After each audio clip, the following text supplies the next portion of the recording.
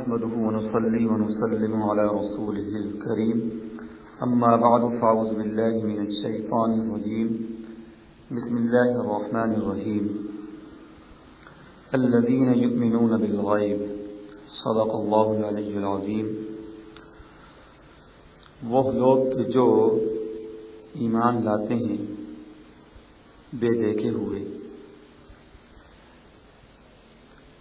یہ آیت کریمہ ان متقیوں کے بارے میں ہے کہ جن کے لیے قرآن ہادی ہے، قرآن ان کے لیے ہادی ہے اور قرآن ان کے لیے رہنما ہے. اور وہ متقی اور پرہیزگار وہ حضرات ہیں کہ جو ایمان رکھتے ہیں اور یقین لاتے ہیں ان چیزوں پر کہ جو نہ آنکھ سے دیکھی جا سکتی ہے اور نہ کان سے سنی جا سکتی ہے، یعنی کسی طرح سے بھی حواس ظاہری اور حواس باطنی سے وہ نہیں جانی جا سکتی اور نہ ہی عقل کے ذریعے سے ان کو معلوم کیا جا سکتا ہے. یہ ہے وہ غیب کہ جو حواس ظاہر اور حواس باطن اور عقل یعنی کسی ذریعے سے اس کو معلوم نہ کیا جا سکتا. تو ایمان کے معنی جو لغت میں آتے ہیں وہ تو اپنے آپ یعنی امن دینے کے، جیسا کہ میں نے عرض کیا. تو جو لوگ غیب پر یقین کرتے ہیں تو وہ اپنے آپ کو عذاب سے بچا لیتے ہیں، اپنے آپ کو عذاب سے امن دے دیتے ہیں، تو وہ معمول ہو جاتے ہیں. تو اس لیے ان کو مومن کہا جاتا ہے. اور ایمان کے ایک اور معنی لغت میں آتے ہیں، وہ ہے یعنی مضبوطی اور بھروسے کے. تو اب چونکہ مومن کو اپنی ایمان لانے کے بعد اپنے عقیدے پر اور اپنے ایمان پر مضبوطی سے بھروسہ ہوتا ہے، اعتماد ہوتا ہے، تو اس لیے وہ مومن کہلاتا ہے. اور کافر کو تردد ہی رہتا ہے، وہ اس طرح سے متردد ہوتا ہے، اس کو یہ چیز حاصل نہیں ہوتی، تو اس لیے وہ کافر ہی رہتا ہے، وہ مومن نہیں کہلاتا.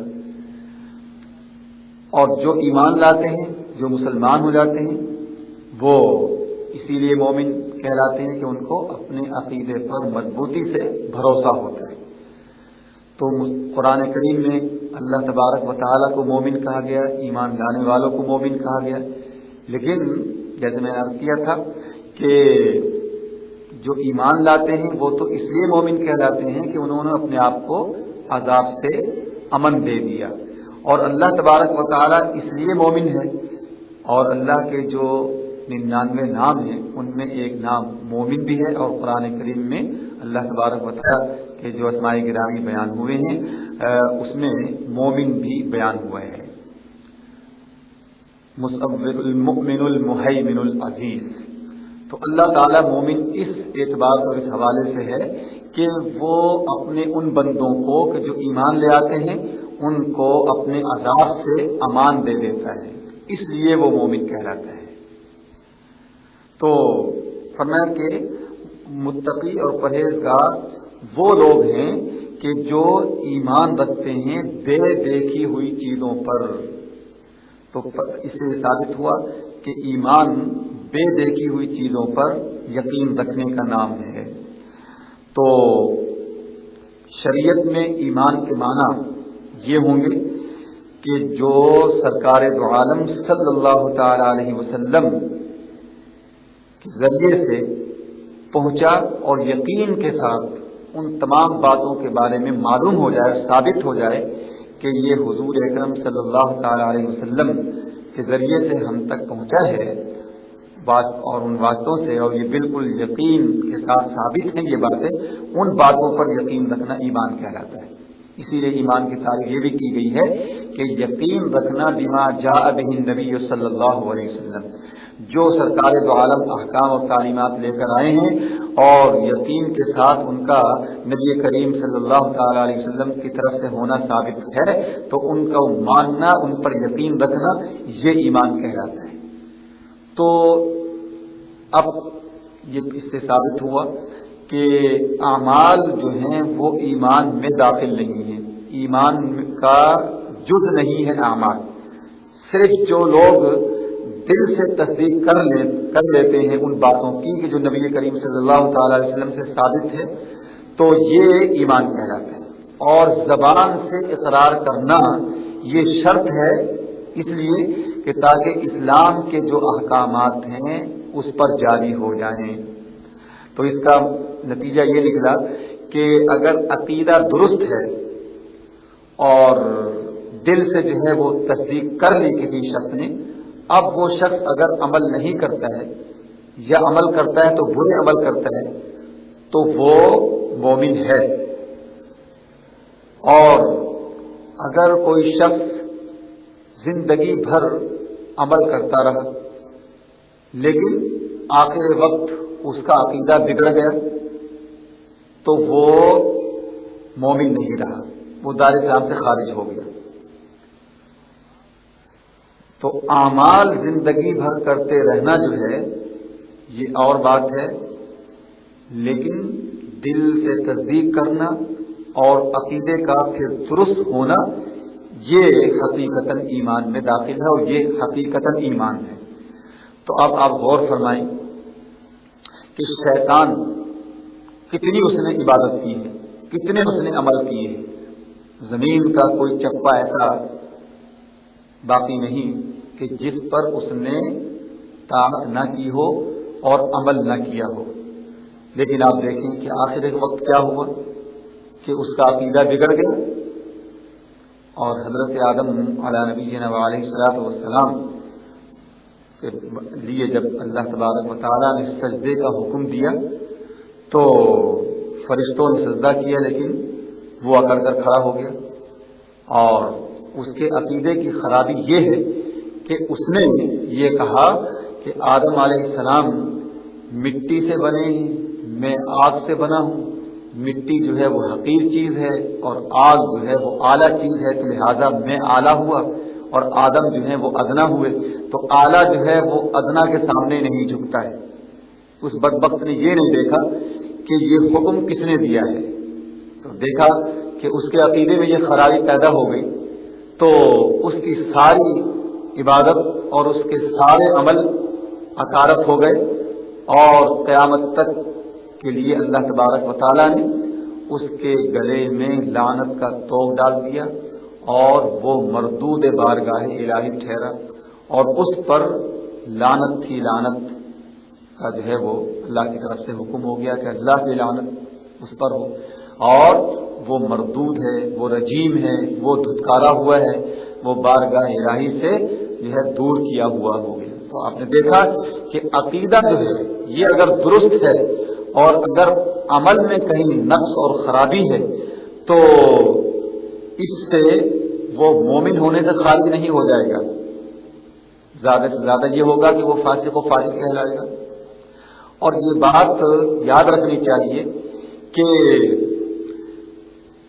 عقائد کی درستگی اور عقائد کی اصلاح جو ہے وہ بہت ضروری ہے۔ اس کا ہرگز مطلب کوئی یہ نہ لے کہ پھر عمل کی تو کوئی ضرورت نہیں، عمل تو بہت ضروری ہے، عمل کا کرنا بہت لازمی بات ہے۔ اب اگر کوئی شخص اپنا عقیدہ درست رکھتا ہے اور عمل جو ہے وہ اچھے نہیں کرتا ہے تو پھر یہ شخص ایسا ہی ہے، اور اس شخص کی مانند ہے، اس شخص کی طرح ہے کہ جس نے درخت تو لگا لیا لیکن وہ اس کے پھل نہیں کھا رہا ہے۔ تو عقیدہ درست کرنے کے بعد عمل کرنا بھی انتہائی ضروری ہے۔ اب ایمان اور اسلام میں فرق کیا ہے وہ بھی یہاں پر میں تھوڑا سا عرض کر دیتا ہوں کہ یہاں ایمان کا بیان ہو رہا ہے اور فرمایا جا رہا ہے کہ متقی اور پرہیزگار وہ لوگ ہیں کہ جو بغیر دیکھی ہوئی باتوں پر ایمان لاتے ہیں. تو یہ ہے ایمان.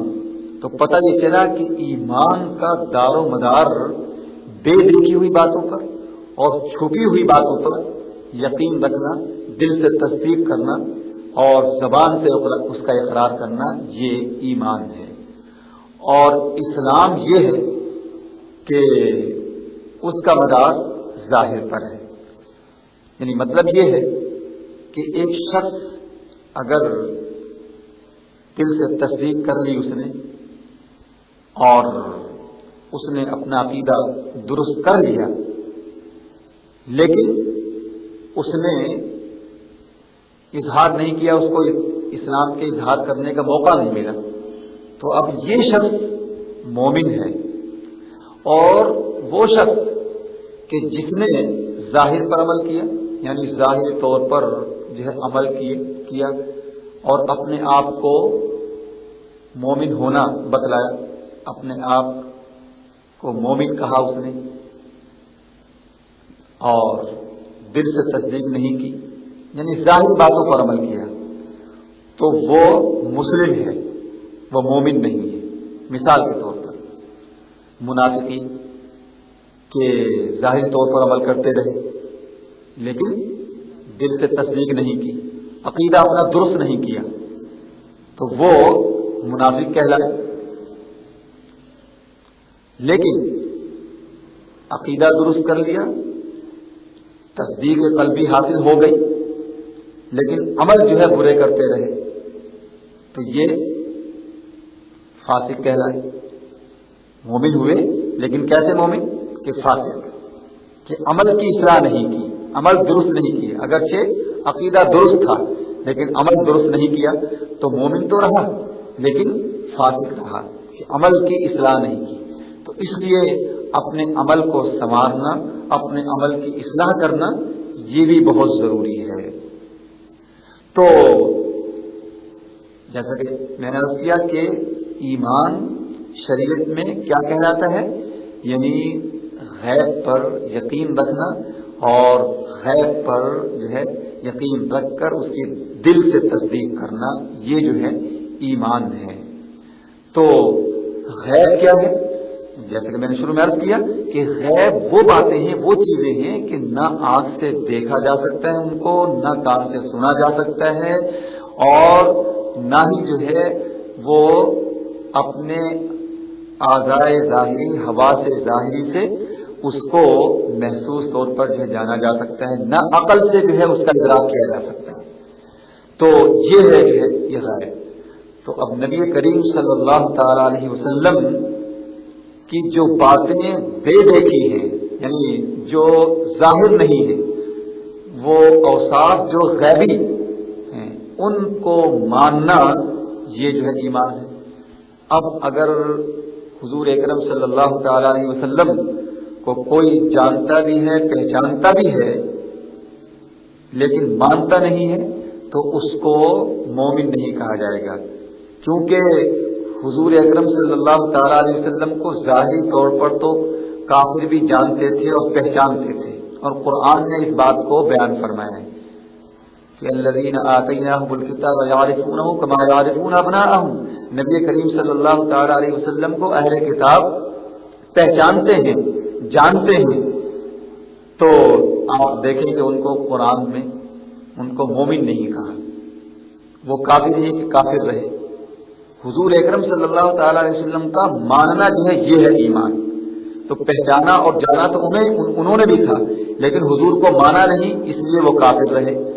اور جنہوں نے مان لیا وہ مومن کہلائے.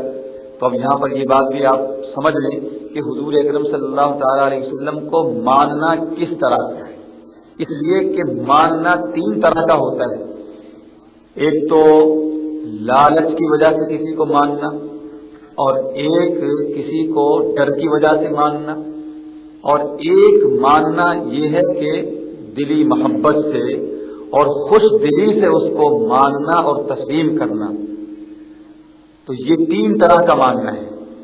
تو ڈر سے اور لالچ سے ماننا، اس سے ایمان حاصل نہیں ہوتا، اس لیے کہ ڈر اور لالچ کی وجہ سے تو منافقین بھی جو ہے وہ مانتے تھے لیکن مومن نہیں بنے، کہ انہوں نے مانا تو صحیح لیکن ڈر اور لالچ کی وجہ سے، تو یہ ماننا نہیں ہوا، یہ تو ڈر اور لالچ کی وجہ سے ماننا ہوا۔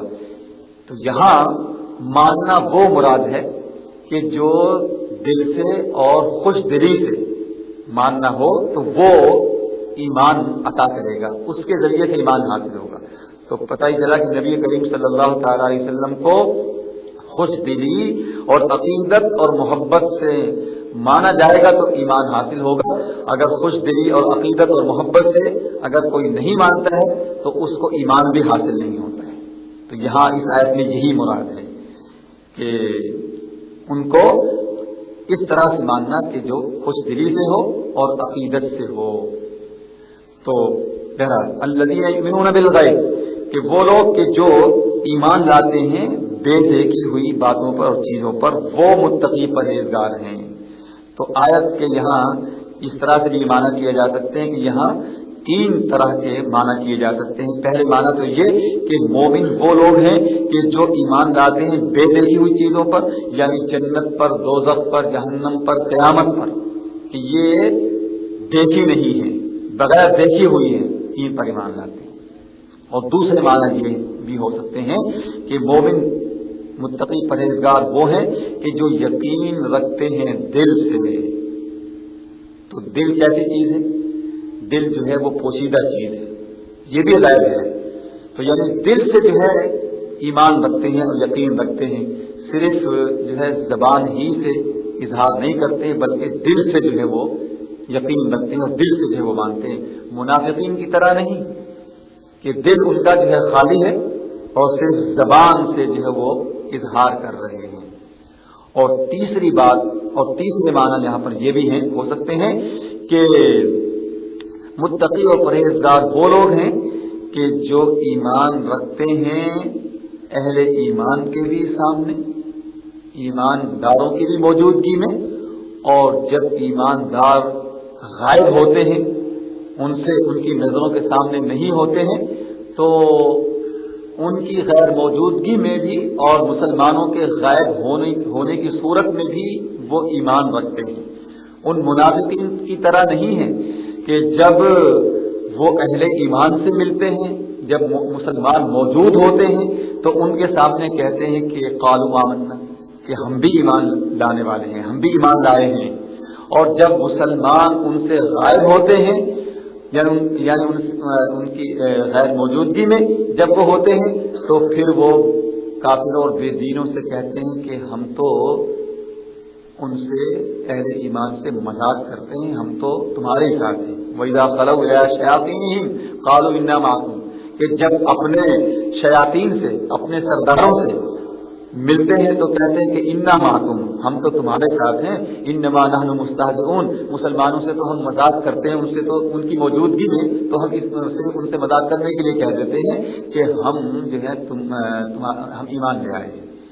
تو ایسے نہیں، متقی پرہیزگار وہ لوگ ہیں کہ جو مسلمانوں کی موجودگی میں بھی ایمان رکھتے ہیں اور مسلمان جب غائب ہوتے ہیں تو ان کے غائب ہونے کی صورت میں بھی وہ ایمان رکھتے ہیں، یعنی ہر حال میں وہ ایمان رکھتے ہیں، ہر حال میں وہ ایماندار ہیں۔ تو یہ معنی ہوئے کہ مسلمان وہ ہیں، مومن وہ ہیں کہ جو ہر حال میں یقین رکھتے ہیں، ہر حال میں ایمان رکھتے ہیں۔ تو اب یہاں 2-3 باتیں میں عرض کر اپنی گفتگو ختم کروں گا۔ پہلی بات تو یہ کہ یہ جاننا چاہیے، یہ سمجھنا چاہیے کہ غیب پر ایمان رکھنا کیوں ضروری ہے، ایمان غیب پر کیوں ضروری ہوا۔ تو دراصل بات یہ ہے کہ غیب پر ایمان رکھنا اس لیے ضروری ہوا ہے کہ اللہ اور اس کے رسول پر اعتماد اسی صورت میں حاصل ہو سکتا ہے، ورنہ دیکھ کر اور سن کر تو ہر ایک جو ہے وہ بات کو مان لیتا ہے، تو یہ تو پھر اعتماد اور بھروسے کی بات نہیں ہوئی۔ تو ایمان میں غیب اسی لیے جو ہے وہ ضروری قرار دیا گیا ہے تاکہ اللہ جو کچھ فرماتا ہے اس پر یقین اور اس پر اعتماد اور بھروسہ رکھا جائے. اللہ کے رسول نے جو کچھ بتلا دیا اس پر بغیر دیکھے ہوئے اللہ کے رسول پر، اللہ کے نبی پر اعتماد اور بھروسہ رکھتے ہوئے اس کو تسلیم کر لیا جائے. تو اس لیے جو ہے ایمان بالغیب جو ہے وہ معتبر ہے. تو اب اگر دیکھ کر کوئی مانے تو پھر یہ تو ایمان ہی نہیں. اب اگر جو ہے موت کے لیے جب فرشتہ موجود ہو گیا، فرشتہ حاضر ہو گیا اور روح قبض کرنے کے لیے جب وہ آ گیا تو اس کو دیکھ کر، یا جیسا کہ حدیث شریف میں بتلایا گیا ہے کہ قیامت کی نشانیوں میں حضور نے یہ بھی بیان فرمایا ہے کہ جب سورج مغرب سے طلوع ہوگا تو یہ قیامت کے وقوع کی نشانی ہوگی. تو اب اگر کوئی اس وقت جبکہ مغرب سے سورج کو نکلتے ہوئے، مغرب سے سورج کو نکلتے ہوئے اگر کوئی ایمان لائے گا تو وہ ایمان نہیں کہلائے گا، کیونکہ اس نے تو اپنی آنکھوں سے دیکھ لیا، اللہ اور اس کے رسول کی باتوں پر اعتماد نہیں رکھا، بھروسہ نہیں کیا، تو اس لیے اس وقت کا ایمان مانا ہی نہیں جائے گا. تو اب جب فرشتہ آ گیا روح نکالنے کے لیے، اس کو دیکھ کر اگر کوئی کہے کہ میں اب ایمان لاتا ہوں، تو پھر یہ تو اللہ اور اس کے رسول کی بات پر اس نے اعتماد اور یقین کیا ہی نہیں، بھروسہ کیا ہی نہیں، تو اس لیے اس کو ایمان بھی حاصل نہیں ہوگا. بلکہ یہاں تو یہ تسلیم کرنا چاہیے اور کرنا لازم ہو جاتا ہے کہ اگر نبی کریم صلی اللہ تعالی علیہ وسلم دن کو رات فرما دیں اور رات کو دن فرما دیں تو ایمان یہ ہوگا کہ نبی کریم صلی اللہ تعالی علیہ وسلم کی بات پر یقین رکھا جائے گا. اگرچہ اپنی آنکھ سے دیکھا بھی جا رہا ہو کہ یہ دن ہے تو اس پر یقین نہیں کیا جائے گا. اللہ کے نبی نے جو فرما دیا اس پر یقین رکھا جائے گا، اس پر بھروسہ اور اعتماد کیا جائے گا، اس لیے کہ ہماری آنکھ جو ہے وہ 1000 دفعہ غلطی کر سکتی ہے اور کرتی ہے. تو ہم یہاں پر یقین رکھیں کہ ہماری آنکھ جو ہے وہ غلطی کر سکتی ہے، لیکن نبی کا فرمان جو ہے وہ غلط نہیں ہو سکتا ہے. تو اس لیے جو ہے غیب پر اور اللہ کے نبی کی باتوں پر بے دیکھے جو ہے تسلیم کر لینا، تو یہ ہے اعتماد اور بھروسے کی بات. تو ایک تو یہ بات ہو گئی، اور دوسری بات جو ہے وہ یہ ہے کہ جناب یہاں یہ نہیں کہا جا سکتا کہ پھر تو صحابہ کا کرام ایمان بالغیب نہیں ہوا، کہ انہوں نے تو نبی کریم صلی اللہ تعالی علیہ وسلم کو اپنی آنکھوں سے دیکھا.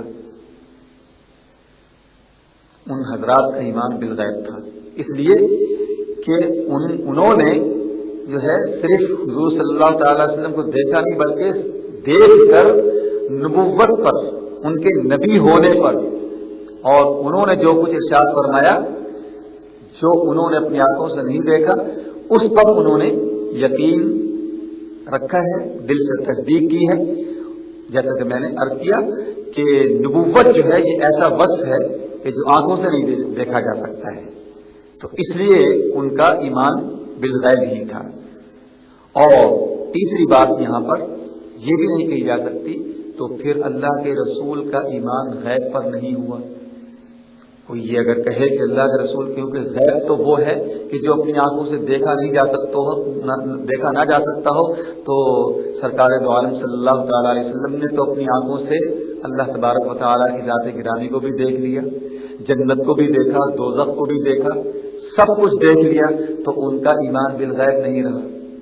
یہاں یہ بات اس لیے نہیں کہی جا سکتی ہے کہ الذین یؤمنون بالغیب میں ان لوگوں کے بارے میں بیان ہو رہا ہے اور ان لوگوں کو مومن بتلایا جا رہا ہے کہ جو یہاں پر آ کر ایمان لائے ہیں. اور یہ تو اہل ایمان کے بارے میں گفتگو ہو رہی ہے. سرکار دو عالم صلی اللہ تعالی علیہ وسلم تو ایمان لا کر دنیا میں تشریف لائے ہیں. یا ایھا الذین آمنوا جہاں بھی ارشاد فرمایا گیا ہے قرآن کریم میں، یہاں وہی لوگ مراد ہیں کہ جنہوں نے یہاں پر پیدا ہونے کے بعد ایمان حاصل کیا ہے، وہ یہاں پر آ کر ایمان لائے ہیں. اور سرکار تو پہلے ہی سے مومن تھے، تو لہذا وہ اس میں داخل نہیں ہے. اور پھر دوسری بات یہ ہے کہ سرکار دو عالم صلی اللہ تعالی علیہ وسلم تو عین ایمان ہیں، وہ تو ایمان میں داخل ہیں، ان پر ایمان لانے کا نام تو ایمان ہے، ان کی معرفت ہی تو عرفان ہے. وہ تو اور ان کی تصدیق کرنا ہی تو ایمان ہے. تو ہم تو صادق ہوئے اور حضور مصدوق ہیں، اور حضور ہم نے تو یہاں پر آ کر جانا ہے. ہم تو غیب پر ایمان لائے ہیں. حضور صلی اللہ تعالی علیہ وسلم تو عین علم ہے، ہم نے تو یہاں پر آ کر جانا ہے، اور حضور تو سراپا علم ہے. اور حضور اکرم صلی اللہ تعالی علیہ وسلم تو وہ ہے کہ جو منزل مقصود ہیں.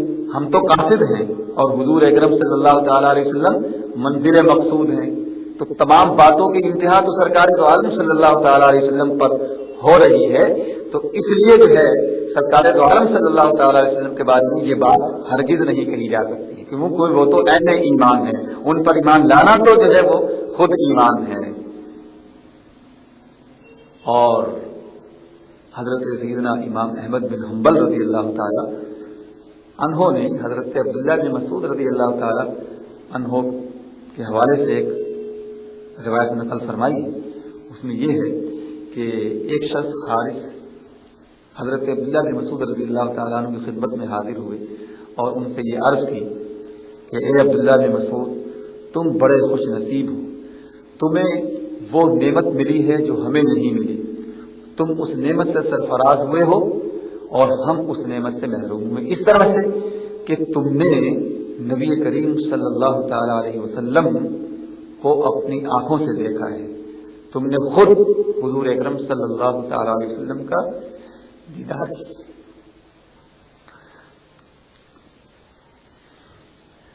تفسیر عزیزی میں حضرت شاہ عبدالعزیز محدث دہلوی رحمۃ اللہ تعالی علیہ نے ایک اور حدیث امام ابو داود طیالسی کے حوالے سے نقل کی ہے کہ حضرت عبداللہ بن عمر رضی اللہ تعالی عنہ کے پاس ایک شخص حاضر ہوا اور کرنے لگا کہ عبداللہ بن عمر، کیا تم نے ان آنکھوں سے حضور کو دیکھا ہے؟ تو حضرت عبداللہ بن عمر نے فرمایا کہ ہاں. پھر اس نے کہا کہ کیا تم نے اس زبان سے سرکار دو عالم صلی اللہ تعالی علیہ وسلم سے گفتگو کی ہے؟ تو انہوں نے فرمایا کہ ہاں. تو پھر اس نے کہا کہ کیا تم نے نبی کریم صلی اللہ تعالی علیہ وسلم کی گفتگو کو اپنے اس کانوں سے سنا ہے؟